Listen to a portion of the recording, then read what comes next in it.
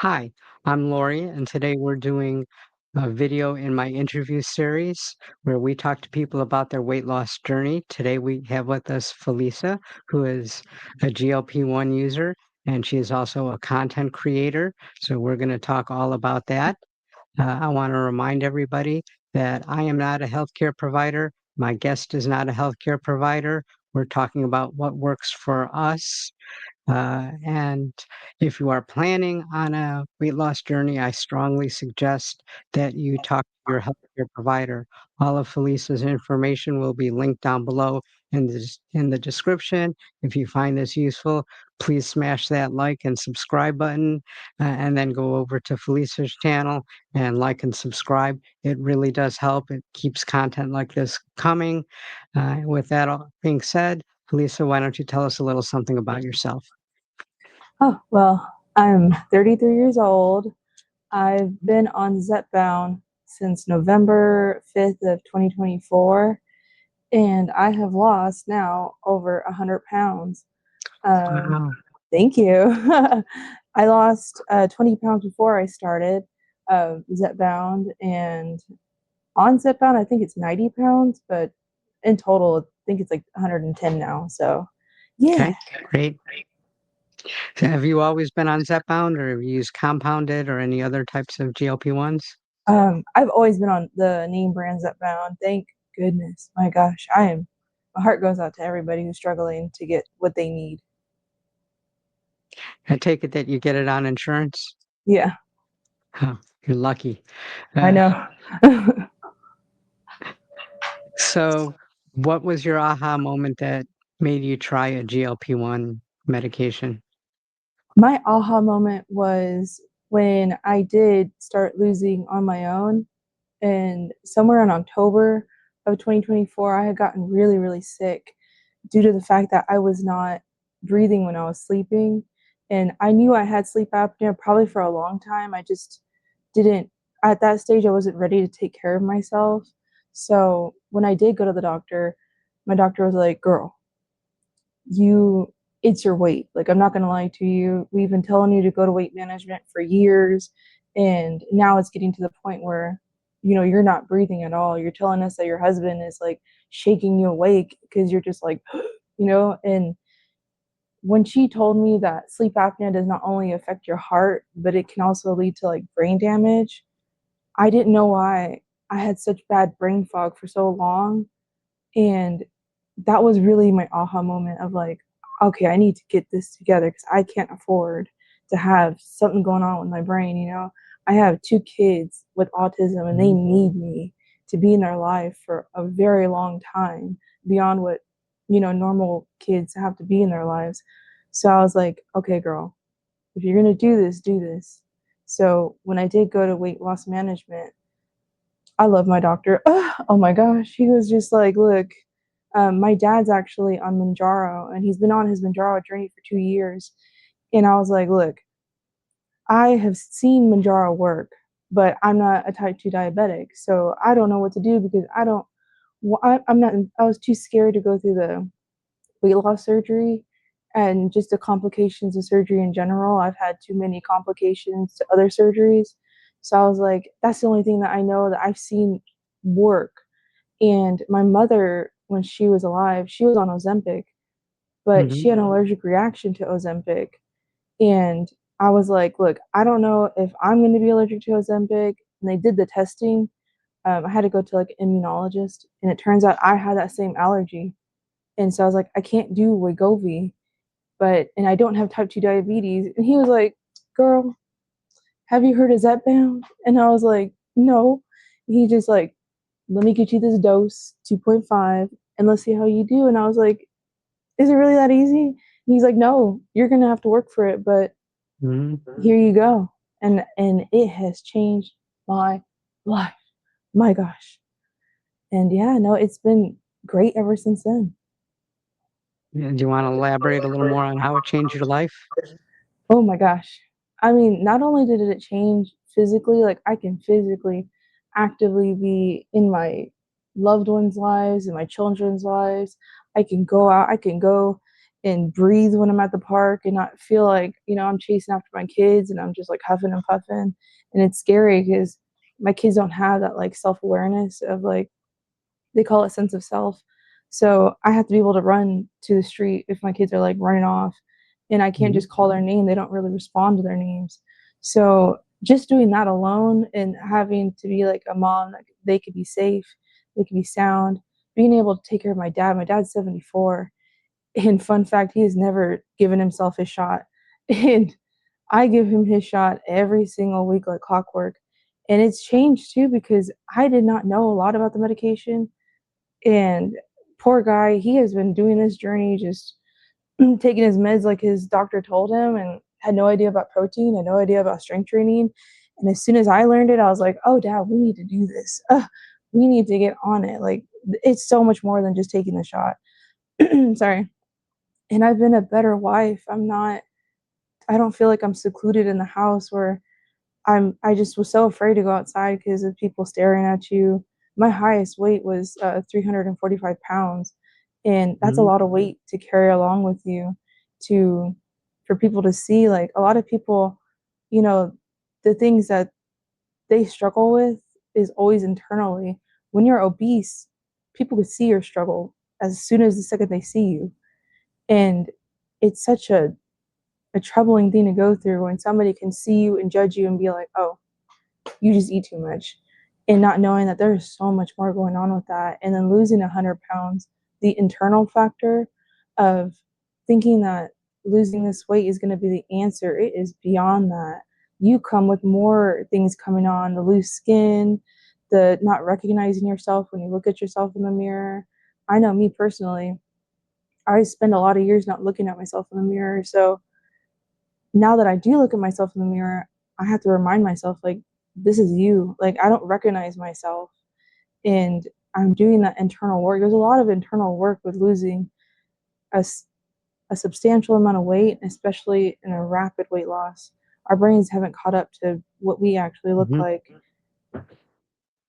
So let's go back a second. You Mhm. said your mother was on Ozempic, Yeah, and I take it your father's on Zepbound also? he's on Manjaro. Manjaro. Okay. So basically the same Yeah, type of thing, but one's for diabetes. yeah. Have you had a weight problem in your family, or Oh, is yeah. this something new? No, I have been obese my entire life. I don't remember a time where I was thin. I don't remember a time where I can like fit clothes properly, sit in seats properly. It's been forever. My parents, they they have my mom had obesity. She's not here no more, but my dad, he did struggle with obesity. It didn't bother him as much, but um, it was there. My sister, even his kids, my mom's kids. But the one thing I am grateful for is that every single person in my family has diabetes except for me. Okay, And for a that's great. while, yeah. And especially getting up to that type of weight, I'm surprised I just had sleep apnea. I'm so surprised that it was just that and it wasn't, the high blood pressure that runs in my family, the other comorbidities and diseases that run because of obesity. So yeah, Has the sleep apnea gotten better or gone away? it's gone away. Oh my gosh. I don't know, I guess with certain insurances, the day I went to the doctor in October, they scheduled my sleep study like 6, 7 months from that date. So when I finally did go to the sleep study, um, they were like, "Yeah, you don't have sleep apnea." And I'm like, "Yeah, because I lost 70 pounds." I'm like, well, back then, and so I was like, "Well, thank God I don't have it." But um, that was around the time that everybody was trying to get the like approval or stay on Zepbound. And that kind of scared me too, not having sleep apnea. I know that sounds weird, but I know Zepbound is approved for sleep apnea. And I'm like, oh my gosh, what if one day I don't have the coverage, but then I don't have sleep apnea? And that was pretty scary for me. But now I know that like there are a lot of other options out there instead of just like your insurance. You can go to. I've learned so much about compounds because of everybody on this space, and Hmm. back when it was all going around. Yeah, I know I personally use a compound because Medicare won't cover weight loss medications. Um, I've thought about Lilly Direct, but I mean, I've had no problems with the compounds, so why pay more? Right. Uh, and so there was no talk about your insurance making you switch like uh, Caremark did. No, not at all. I'm on my husband's insurance, and to be honest Okay. with you, I don't even know what kind it is. He just pays it, and I thank him every day. I thank him every shot day. I show him the shot, and I said, "Hey, thank you." He just tells me, "You did the work, not the shot," and I'm like, well, thank you." We do the work.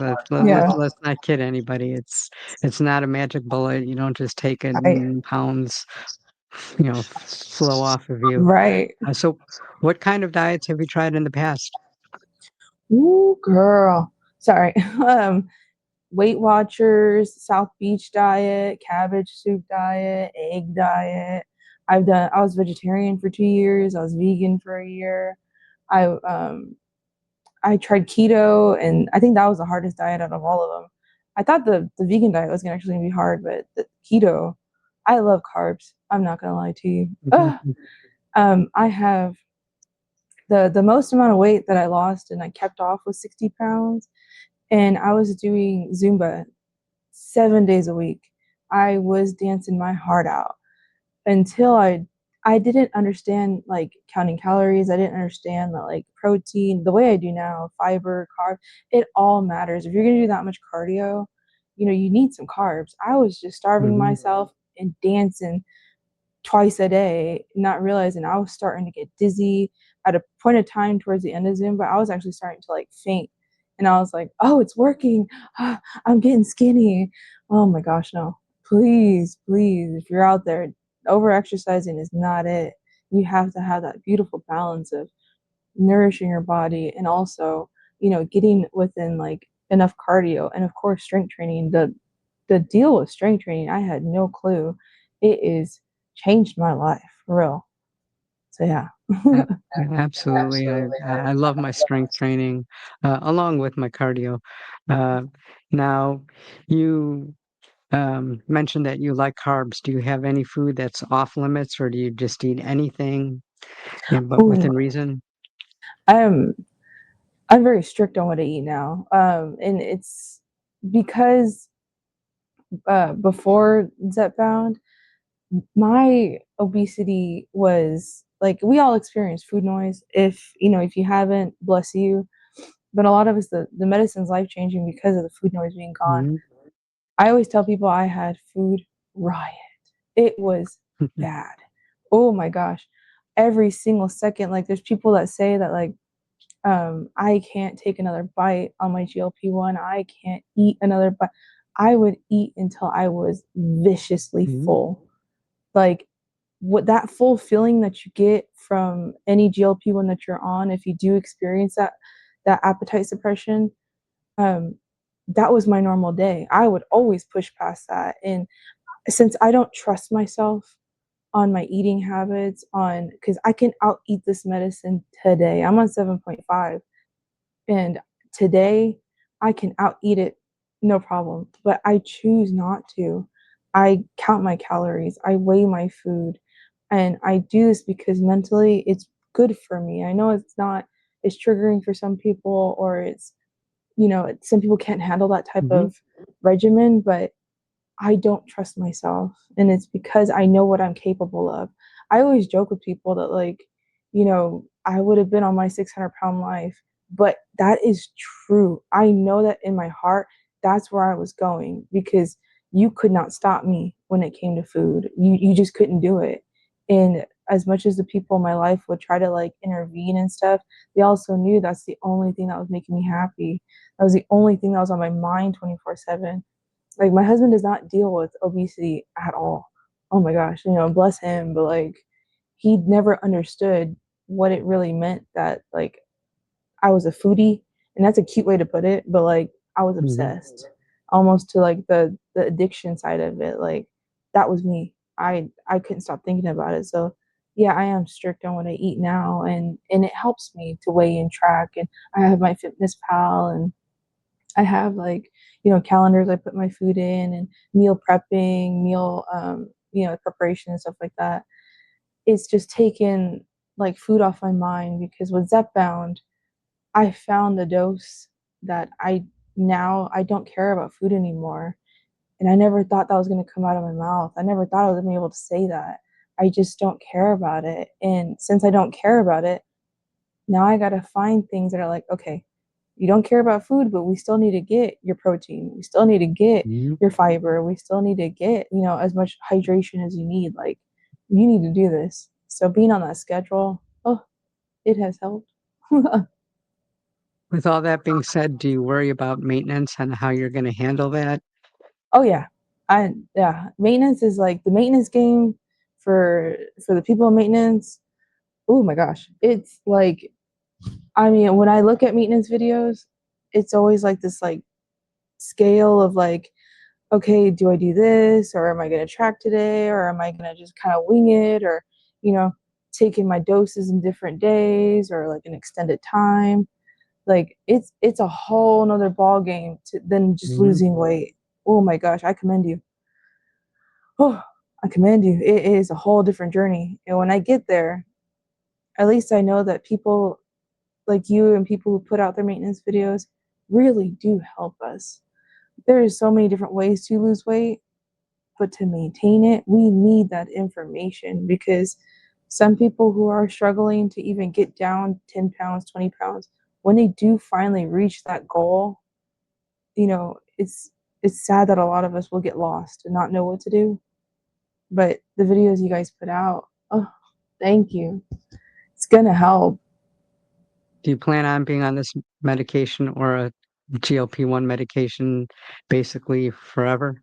Oh yeah, it's gonna, like, as I lay myself down to rest, Zepbound's gonna be there. Like, it's gonna be there until the day I go. I know, like, fighting obesity and the type of obesity I had, the food noise, it will always be there. And the only thing I know, or there might be things that might come out, generations from now, that might stop the food noise and just the food noise alone. But until then, you know, Zepbound's gonna be it, and it's just gonna be my lifelong journey, and I'm not ashamed of it. Oh my gosh.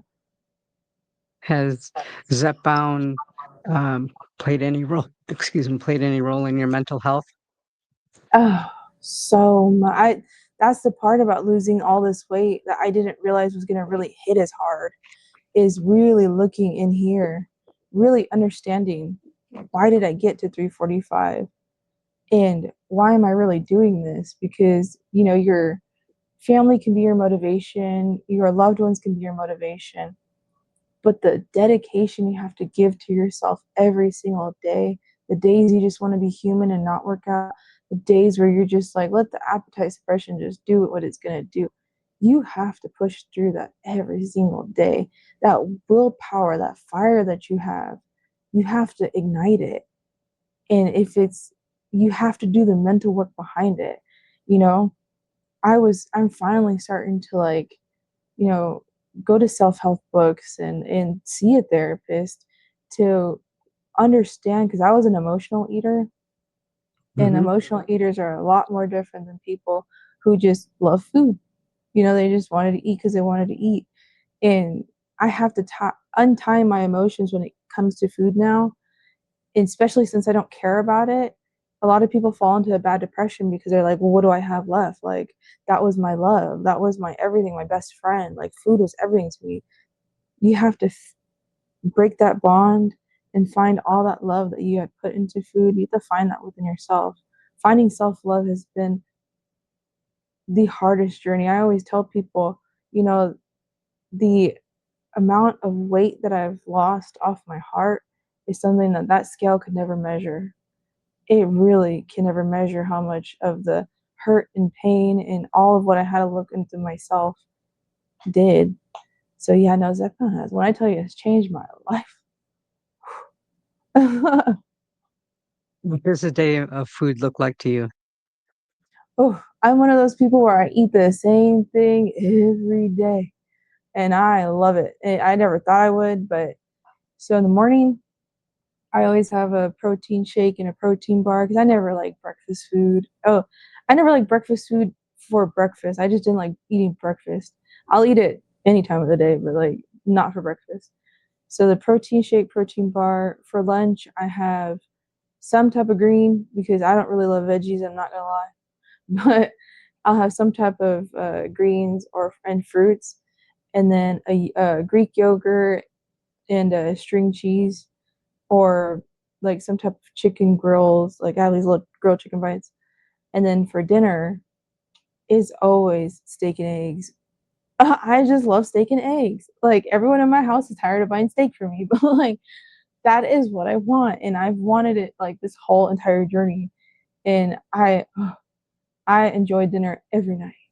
And I weigh out my steak, and I weigh out like how much I'm using like to like what's the oil for like the eggs and all that. Hmm. When I tell you I weigh everything, my scale is my best friend. People laugh at me because they're like, "You take that scale everywhere with you." And my husband is not ashamed when I pull up to a restaurant with my little scale. Okay. He said, "Do you, honey? These people are not going to care at the end of the day. You're on your health journey." And I'm like, and thank you. And then for like later on, because I used to be like a real late night snacker, like Hmm. midnight and whatnot. And that habit for me, I know I should grow out of that habit, but there's one thing I'm going to hold on to. And being obese this long, let me have my one midnight snack. It's always the chopped beef jerky sticks or the cottage cheese, and that's just my late night snack. And I always get in 140 to 160 grams of protein a day, and that's high for some. And for people Hmm. like my dad, when you're in that age bracket in the 70s, they can't really have that much protein because their kidneys don't work as efficiently as they were back in their like 20s and 30s. So he always has his Boost nutritional shakes. So Hmm. we just stay up late at night. He's drinking his Boost. I'm having my beef jerky stick, and life is great. So what does your exercise routine look like? So I exercise 4 to 5 times a week. I'll always do cardio 1 or 2 times a week, just depends on the week. But I always strength train about 3 times a week, and it alternates between like arms, legs, full body. Um, I'll just switch them all around. Like usually I try to do leg day on the last day because leg day is painful. I need to recover from my leg day. Oh my gosh. Nobody told me that leg day was terrifying. I'm scared every single time is leg day. Ugh. Did you come up with these routines or did you go through a trainer? I mostly came up with them. I was looking online on like, what should I do and stuff like that. Since I wasn't really down to watch videos, I knew that I needed to work on my arms. My arms were very weak. And I knew I had to work out my legs just because I heard people, you gotta do your arms, your legs, your core and all of that.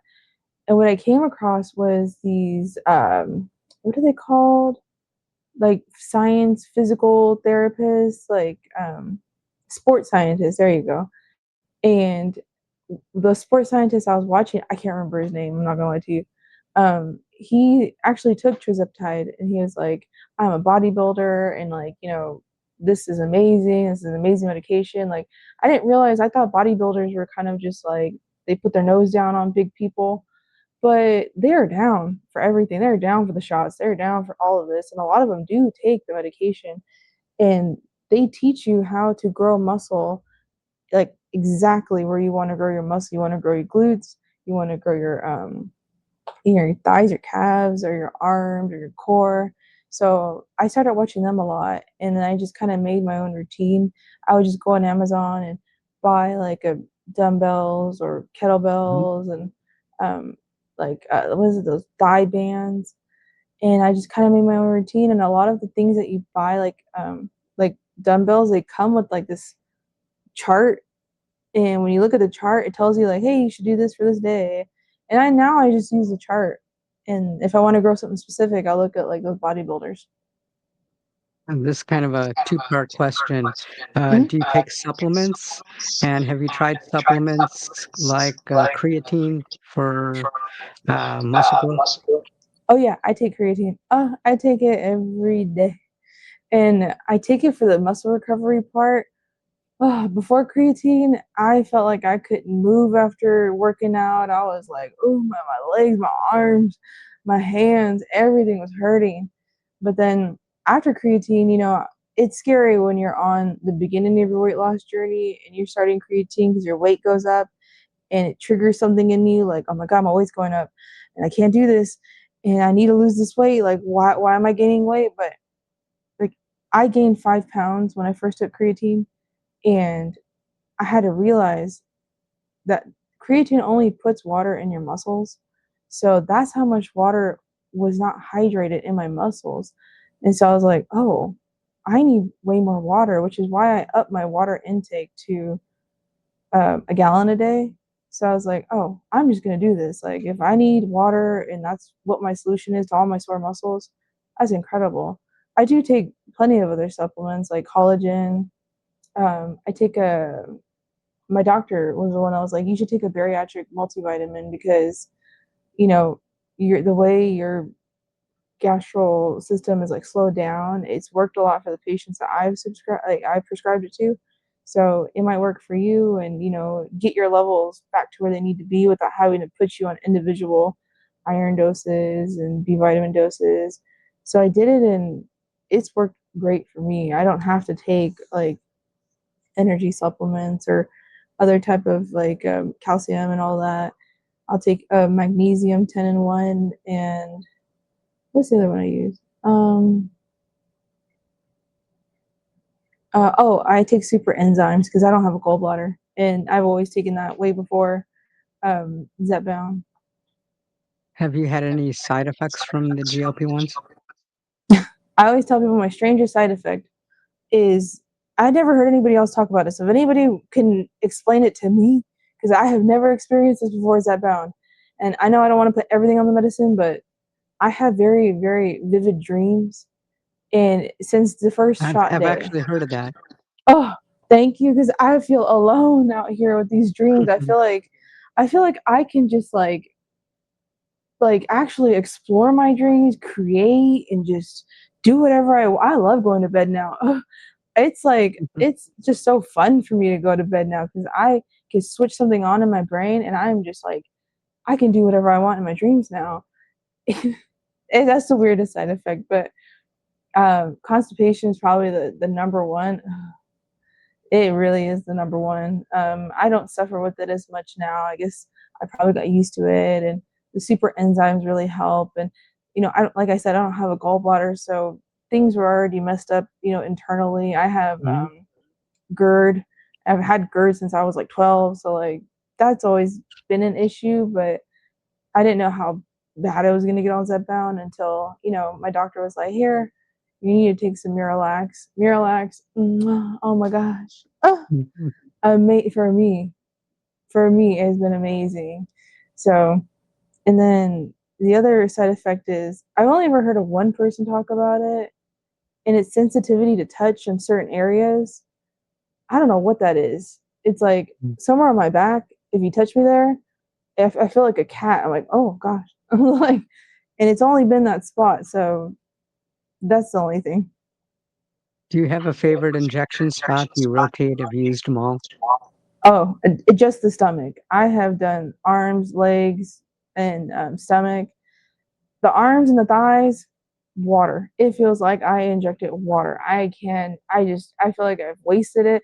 I don't know if it's like I got like not enough fat here or I mean, I feel like I do. I got quite a bit. I don't know if it's too much muscle in my legs, but I will inject my stomach like a donut, like just Mhm. all around. And I know exactly what spot in my stomach will give me the most intense and then the least intense of appetite suppression. Do you weigh yourself daily, weekly, monthly? I used to do daily. After the 100 pounds, once I reached 245, I don't know what happened. I stopped doing it daily. I have to do it weekly because I have a scale that my weight loss management doctor gave me, And he's like, once a week, you need to weigh it. You need to, put in it's a Fitbit, and I have a Fitbit, but Hmm. it's all tied to it. So he's like, you got to weigh yourself once a week so I can see results, so I can see if you're still losing or if you're still going the right path that we need you to go. And I'm like, okay, so once a week, every Saturday, I'll weigh myself. That's awesome. Have you had any foods taste differently since you started the medication? Yes. Mostly any type of fatty food. I don't know what it does. Like, I have to be real careful on like what kind of steaks I eat, because like the fat cap to me tastes, I don't know, it's bitter now. And I was never a sweets person, but when I do taste sugar, it's so amplified. Like everything Mhm. tastes so sweet. Yeah, everything tastes so sweet. And like, and even my dad, who he loved sugar. He had to have sugar with everything. Um, Manjaro really kicked that off for him. Like he could taste the sweetness, but not into an enjoyable part. He's just kind of like, I don't like that. I'm like, oh, thank goodness you have diabetes. So, So, um, I'm trying to find out how to word this. mhm. Uh, I'll come back to that. S- So, what do you think of the new medications that are about to come out? Have you read anything on them? Or willing to try Yeah. them? Um, I know everyone has like high hopes for like the triple G, which is like the retatrutide. Everybody has high Hmm. hopes for it.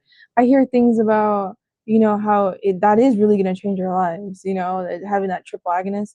And then I do hear about like other things of like it's not going to work if you've already been on a GLP-1. And I don't want people to get discouraged either way, because it might work for some. And Hmm. then, the old medicine like Zepbound and Manjaro is going to be considered old, in a couple decades. So that still might work for us. Like I remember people were taking like Saxenda or like phentermine, and they consider that the it thing, and that was working for them. And now nobody even talks about it anymore. So I hope that like when the pill does come out, or Forlopon, that Orforglipron. yeah, our Forglipron, that if that works for somebody who truly is terrified of needles, like my husband has a horrible fear of hypodermic needles. There's people out there that are like that, but they still want to get the help. You know that pill can be there for them, and have the same results. I pray that all the new medication that is going to come out, or even that there's some type of generic version, my gosh, so that everybody can get what they need. This is not just symptoms we're treating, this is the disease of it all. Like, I just want it to work so bad for everybody. Have you ever considered split dosing? I have, when 7.5 got too strong, and I was like, oh my gosh, like I thought 5 milligrams was strong, but the only reason why I considered it, because since I see a weight loss doctor, they want results. They just want like, okay, are you losing or you're not? Because if you're not, we're going up. And I'm trying to tell him like, hey, as much as I love you, like, I don't think I can handle 5 milligrams. Like, I'm already like not wanting to eat, and I'm already trying to get everything I need to get within a 24-hour period. Like, I can't do that. And so, he's like, well, you could probably just wait like every 10 days, or I'm like, well, why do that, do every 10 days to 2 weeks, when I could just stay on the dose I am right now and I'm still losing weight, even if it's slowed down. But any weight loss is going to slow down at a certain point, especially when you've lost a lot of weight. So that's the only time I've ever considered it. So if I do go up to 10 milligrams because the doctor says so, um I might just like kind of space it out a little more. I don't know if that's what split dosing is considered, Well, because I've split heard. dosing would be like on 10, you take like 5 on Sunday and 5 on Wednesday to equal Oh, your 10. okay. Yeah, if I was doing like compound, oh yeah. If Especially if I had to go up, for sure. Like, I don't know how to split with like the plunger pen, but Yeah, I just waiting a lot that more. does create a problem. Although I have seen some crazy people do not so great things and put it in a little, like, no, don't do that. Mm. Do you have a goal weight or? I, oof, my goal weight is, my first goal weight was 212, and 212 I know is a lot of weight for a lot of people, but those type of people have not been to the 350s. Mhm, Um, that was my only goal weight because that's the lowest I've ever been in my adult life. But the way I'm losing weight till this day, I know I'm gonna pass 212, and I'm honestly, and this is me being honest, I'm scared to get to Wonderland. And I could say that, and I know, a lot of people who are in the threes and the twos, I mean, that's the goal, is to get to Wonderland. For mhm. me, that's a whole nother territory that I haven't been in I don't know how long. I don't know what it's like. I don't remember what it's like to be in the hundreds. And that's something else mentally that I have to work on, because I know, the BMI chart and everything says, for somebody that's I'm 5'6", I'm 33, I should be in the 130s. I should be like, in that area. But, you know, I live with my husband who is in that, weight category. He is in the 130s, and I see him struggle. It is not fun to be in the 130s and the 120s, like being cold all the time. Every time he bumps himself, like it's like there's no fat padding, and that scares me, because all of this like was my comfort for a long time. And now that I'm starting to get more cold and starting to get more loose skin, I'm getting loose skin at the 230s. In the 130s, I can't imagine what I'm going to look like. And that's something that I have to really work towards. So for now, it'll be 212. And then if I keep losing, I just have to kind of work on myself till then. I won't sabotage myself, but I am really scared to get to the Wonderlands. I'll try to elaborate a little better of what you're afraid of. Is it just the loose skin and stuff? Because like you said, you're already having some now. I Yeah, mean, it doesn't the positive outweigh the negatives? that's true. It's the positive of it is like, of course, I'm going to be extremely healthy. I'm going to be where I'm supposed to be. And the loose skin probably does scare me the most, but it's also somewhere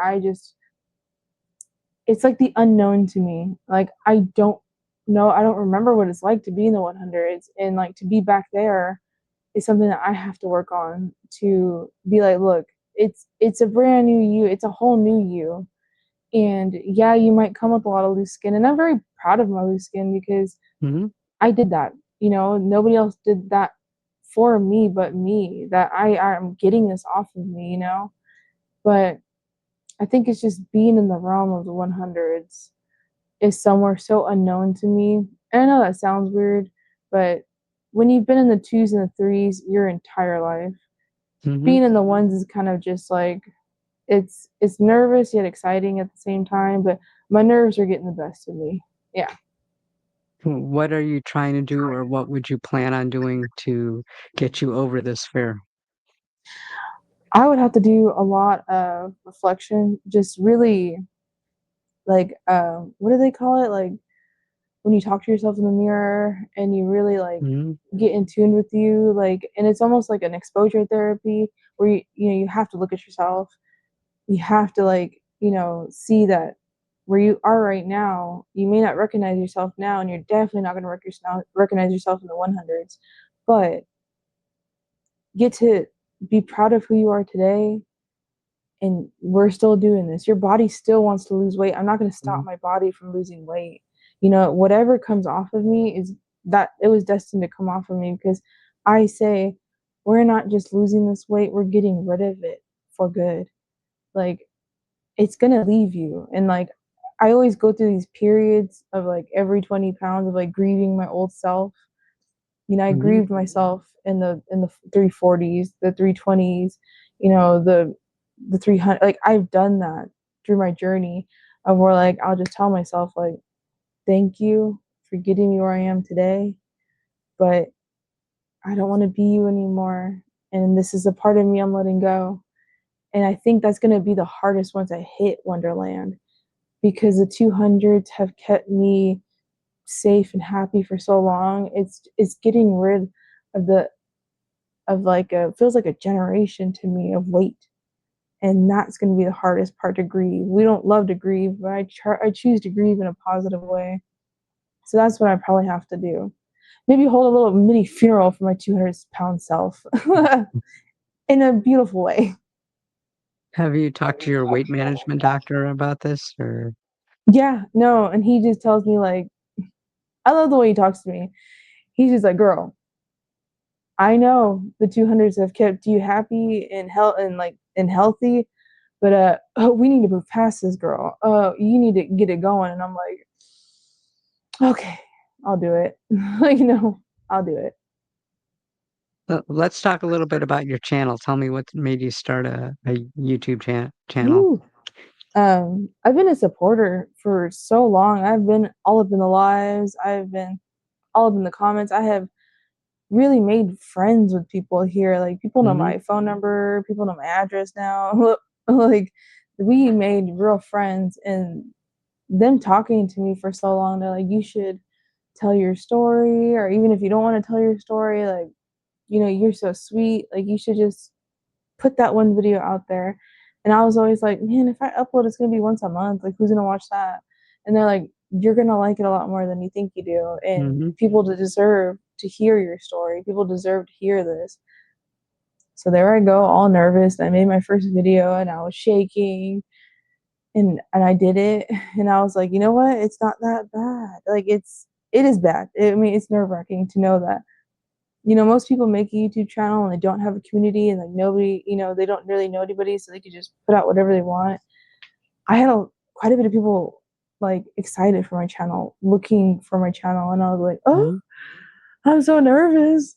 So I think that's what got the best of me, but I did it. And when I posted the video about when I started my love letter series, you know, I just had a lot of love for people.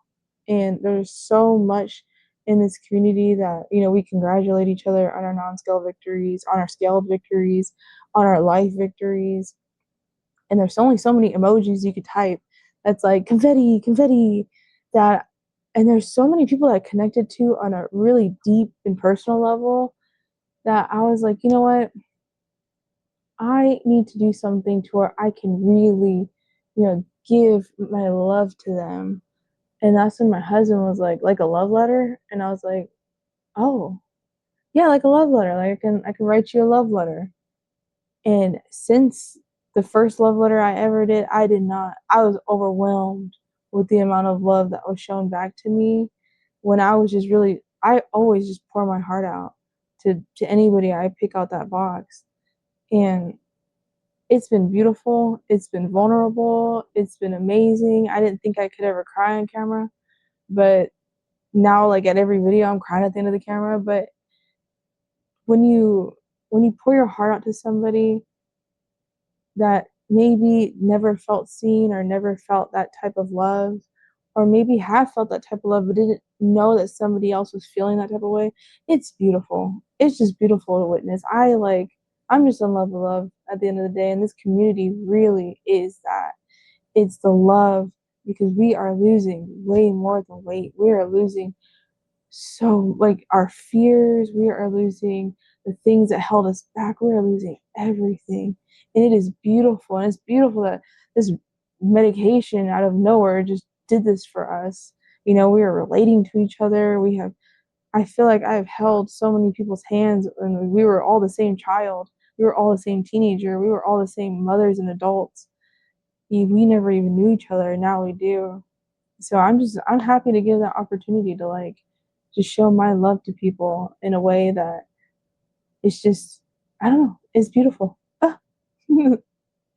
Just two things that really surprised me when I started my YouTube channel is one, how much work actually goes into Right. a 7 to 10 minute video, and the community. It really surprises me how in tune they are to us, and what a Yeah, beautiful thing that they are. it really is. The editing part's no joke. Ah. Like, I did not realize that. My husband is a graphic design artist, and like he has a bachelor's in that. So I was like, oh no, it's just like a little video. I mean, I see all these ladies doing it. It's not going to be that hard. he was like, sweetheart, bless your heart, but like a 10-minute video can be like 3 hours of editing. And I was like, mm-mm. I was so wrong. I was so wrong. What is the biggest thing that you've gotten out of your YouTube channel? Oh, just the support, just the love, to see people like in the comments just so willing to be vulnerable, so willing to like I have people who comment like, oh my gosh, like girl, you need to stop making me cry. You gotta stop making me feel this. And it's like I view crying as something beautiful, as a release. And I always say that the most painful form of love is release. And we live that type of love every single day. We're releasing either weight, either emotions, either things we've let go of, but it's still love. So throughout all of this pain that we're dealing with, whether it is the pain of love or not, that I think is the most overwhelming thing to me, is that I can see the release in the comments. I could see people saying like, thank you, I relate, like, this is the way I did it too. And yeah, it's beautiful. It really is. Are you surprised by all the people that you know that are actually on a GLP-1 medication? Oh yeah. I really am surprised. There's people in my real life that like I had no clue. Like I thought me and my dad were like the black sheep of the family, that were like, oh, they're the ones that are on that Ozempic. Although we're not on Ozempic, but like, Yeah. shout out to you if you are, like, um, but that, we don't even get invited out to like family cookouts no more, because they're like, they eat like baby birds. There's no point in bringing them. And I'm like, well, girl, what do you want from me? But no, I've seen family members, I've seen random friends that'll be like, oh my gosh, you lost all this weight. You must have did it the natural way, huh? And I'm like, no, but yeah. And I'm like, I take Zepbound, and they're like, oh, thank God, me too. And I was like, oh my, you do? I'm like, it's that really surprises me. Like you'll meet like just random people, and especially people you've known and you've been my size forever. Like, they either love you for taking the medicine because they do it themselves, or they just still judge you for it. And if they judge me for it, they don't have to live in my body every single day. Like, that's fine. And you mentioned earlier about athletes taking the GLP-1 medication. What's your thoughts on that? I mean, I feel like, you know, I have a huge respect for athletes, because that is something that, you truly have to work your entire life to do.